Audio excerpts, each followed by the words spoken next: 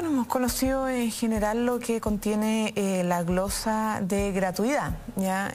Primero, lo general, ¿por qué estamos discutiendo esto? Porque para no perdernos de la totalidad, ¿cierto? No ser capaces de mantener la visión del bosque y no solamente ver el árbol. En el sentido de la reforma educacional completa. Sí, porque en primer lugar tenemos un sistema totalmente regulado y lógica de mercado. Lo que hemos dicho es que la educación tiene que ser un derecho y por lo tanto el Estado tiene que garantizar, tanto en sus instituciones como en otras, que la educación se entienda como un derecho. Y el entendimiento de la educación como un derecho no se reduce simplemente a si uno estudia gratis o no. Es más complejo, tiene que ver con la formación que te entrega y te garantiza el Estado, sea a través de sus instituciones o sea a través de otras instituciones privadas que quieran colaborar con la provisión de la educación como un derecho, que tiene que ver con la excelencia de la formación, con que los estudiantes además tengan la seguridad y la certeza, la tranquilidad de que estudiando gratis, además, o pagando, ¿cierto?, al final de la carrera van a tener un título que realmente valga y no sea una mentira y por lo tanto la frustración sea creciente. Entonces implica no solamente para el Estado entregar financiamiento para la gratuidad, sino que establecer ciertos requisitos institucionales que a las familias y a los estudiantes les dé garantía de una buena formación y de que su esfuerzo por año estudiando, ¿cierto?, va a valer la pena tanto para la sociedad como para su propio desarrollo profesional o técnico. Perdón, pero eso en primer lugar. No se va a establecer ahora. No, es que eso es el marco, ¿cierto? Eso tiene que plantearse de manera profunda con varios aspectos en la reforma de la educación. Pero como la reforma de la educación se discute en el segundo semestre, lo que hace la presidenta, y apoyada por muchos, incluso yo lo señalé en su discurso de 21 de mayo, de que, bueno, el 2016 no podemos quedarnos de los brazos cruzados y la gente está esperando igual señales y por lo tanto avancemos, mientras tanto, en gratuidad, pero siendo coherentes con lo que puede venir en la reforma y además con una complejidad tremenda, que es hacer un cambio, como un primer paso, vía ley de presupuesto, que... O sea, no tenemos la ley de reforma de educación superior, entonces hay que hacerlo mediante una glosa bien sui generis, ¿ya? Porque no hay ningún mecanismo que te diga cómo garantizar o cómo avanzar en gratuidad bajo esta concepción de derecho.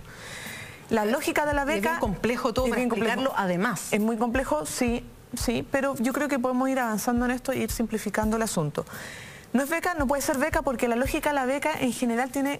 La beca te la asignan por rendimiento académico, por alguna condición en particular, si eres hijo de profesor, etcétera, etcétera, y sobre todo por mérito, y además obligan al estudiante a establecer una relación financiera contractual con la institución.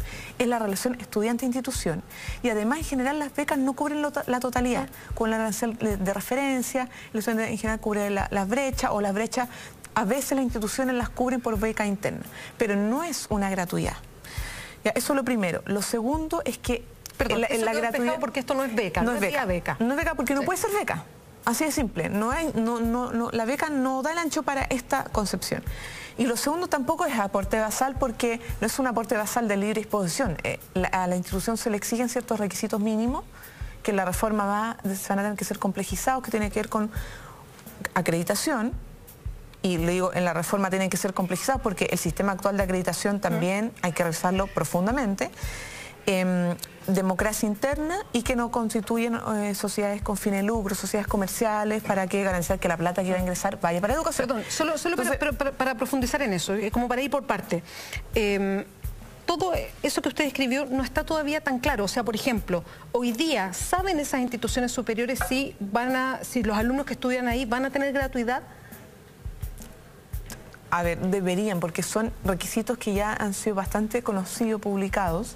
La especificidad en la redacción obviamente es ahora nueva, pero conversaciones del Ministerio con muchas instituciones posibles beneficiarias, entre comillas, ya se ha dado. Ya, perfecto. ¿Ya? O sea, deberían saber quién Sí, porque más en base a eso se ha hecho el cálculo. Se ha dicho más de 500 millones de dólares y sí, 200, de eso, se habla de 200.000 estudiantes. El Ministerio igual conoce más o menos la información de qué instituciones cumplen con esos requisitos. Eso como en primer lugar. Entonces, tampoco aporte basal porque va a ser ciertos requisitos institucionales, pero además asociado al estudiante. No es cualquier estudiante en esta etapa, sino que los que son de los 5 primeros deciles de ingreso. Insuficiente, por cierto, sí, yo esperaba que fueran los 6 primeros deciles, pero como se expandió más instituciones, el mismo monto tuvo que distribuirse y por lo tanto se bajó. Lo importante, y para un poco mayor certeza de los mismos estudiantes y a todos los representantes estudiantiles, hay una regulación, porque no es que el Estado vaya a decir yo te financio la gratuidad de tu arancel cobrando 6 millones y el otro 3 millones y es lo mismo, entonces ¿por qué unos cobran 6 y el otro? Entonces hay una regulación. Y algunas instituciones, con justa razón, rectores, han dicho ya hay un 20% extra del arancel establecido, ¿cierto? Y cuestionan si puede haber un déficit, si aún con el 20% a la institución le falte cubrir los costos reales que tienen para impartir esa carrera. Pero lo importante que hay que destacar es que el estudiante no va a cargar con esos déficits. ¿Por qué? Porque como no es beca, el estudiante se desentiende totalmente de una relación, un compromiso financiero con la institución. Entonces, la relación se da entre la institución y el Estado, porque la institución se compromete a través de un convenio de garantizar, con los recursos del Estado, la gratuidad a los estudiantes de las carreras que estén dentro de los primeros 5 deciles de ingreso, con esa regulación de arancel. Yo lo entiendo, pero el tema de la regulación de arancel, ahí, ¿quién va a definir el arancel y estas diferencias que pueden existir respecto a las distintas carreras y en las distintas universidades? Eso está definido, por lo que yo puedo revisar, en la misma glosa. Ya. O sea, tiene un conjunto de instituciones que cumplen con requisitos. Es decir, por ejemplo, todas las instituciones tienen medicina, un ejemplo, pero hay una institución que con 4 años de acreditación o 5 años de acreditación cobra un arancel de 3 o 4 millones. Lo cual no es porque en general cobran un poco más, pero pongo el ejemplo, 3 o 4 millones, ¿sí? Y otra institución con 4 años de acreditación, supuestamente con la misma calidad, cobra 8 millones. Entonces el Estado dice, ojo, o aquí hay lucro o aquí hay algo mal. Como se garantiza que no hay lucro porque son sociedades, o sea, son instituciones que no tienen sociedades comerciales relacionadas, son sin fines de lucro, etcétera. Entonces se debe a porque en general cobran o hacen que tengan más ingresos vía esa carrera, medicina, para cubrir financiamiento, costo de impartir otras carreras que pueden ser menos rentables, donde los estudiantes pagan menos. Ya. Por ejemplo, que puede ser una realidad.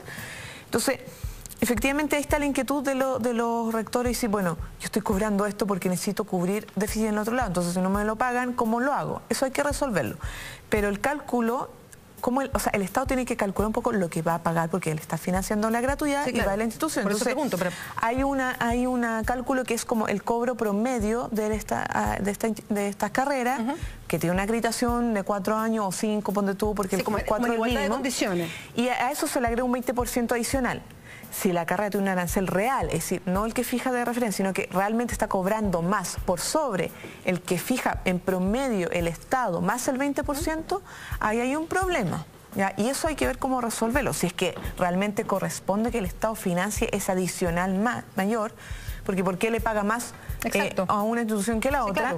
Claro, o no. Entonces es un tema que tiene que ver con plata, pero también tiene que ver si corresponde o no por responsabilidad fiscal y por garantizar calidad y no, en el fondo, sobrefinanciar una carrera que realmente a lo mejor no está garantizando calidad, cubrirlo. Pero lo importante a despejar, creo yo, es que a los estudiantes, porque estamos pensando en los estudiantes, que los estudiantes no tienen que cubrir ningún déficit, no les corresponde porque ellos no asumen ningún compromiso contractual financiero con la institución. Si llegase una institución al día de mañana a inventar que el estudiante tiene que cobrar, tiene que pagar algo, eso es totalmente fuera de norma. Diputada. No ser capaz de mantener la visión del bosque y no solamente ver el árbol. En el sentido de la reforma educacional completa. Sí, porque en primer lugar tenemos un sistema totalmente regulado y lógica de mercado. Lo que hemos dicho es que la educación tiene que ser un derecho y por lo tanto el Estado tiene que garantizar, tanto en sus instituciones como en otras, que la educación se entienda como un derecho. Y el entendimiento de la educación como un derecho no se reduce simplemente a si uno estudia gratis o no. Es más complejo, tiene que ver con la formación que te entrega y te garantiza el Estado, sea a través de sus instituciones o sea a través de otras instituciones privadas que quieran colaborar con la provisión de la educación como un derecho, que tiene que ver con la excelencia de la formación, con que los estudiantes además tengan la seguridad y la certeza, la tranquilidad de que estudiando gratis, además, o pagando, ¿cierto?, al final de la carrera van a tener un título que realmente valga y no sea una mentira, y por lo tanto la frustración sea creciente. Entonces implica no solamente para el Estado entregar financiamiento para la gratuidad, sino que establecer ciertos requisitos institucionales